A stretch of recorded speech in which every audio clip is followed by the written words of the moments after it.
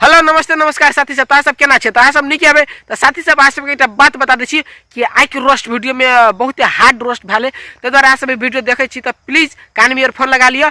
और बहुत गाली डाले वीडियो में, तो द्वारा सब कान में ईयरफोन लगा के वीडियो मात्र देखब, नहीं तो वीडियो नहीं देखब। आ सबके ईयरफोन नहीं है हाथ में तो वीडियो छोड़ के जा सके छी। अगर ईयरफोन है तो कान में ईयरफोन लगा के मात्र वीडियो देखू।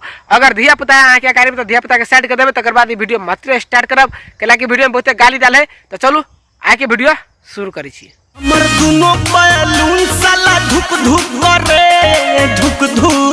करे।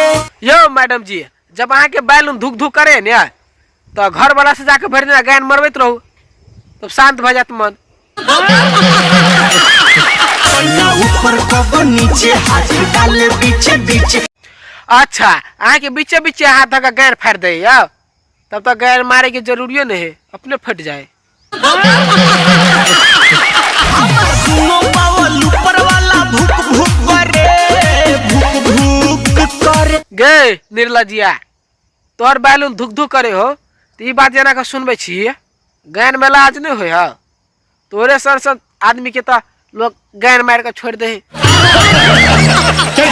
मुआ के भइल बाटे मोती लागता जवनिया के कोई दी छाती। अच्छा, अहाँ जवानी के छती कर दे या तब तो बड़का भारी बात कर दिल की बात।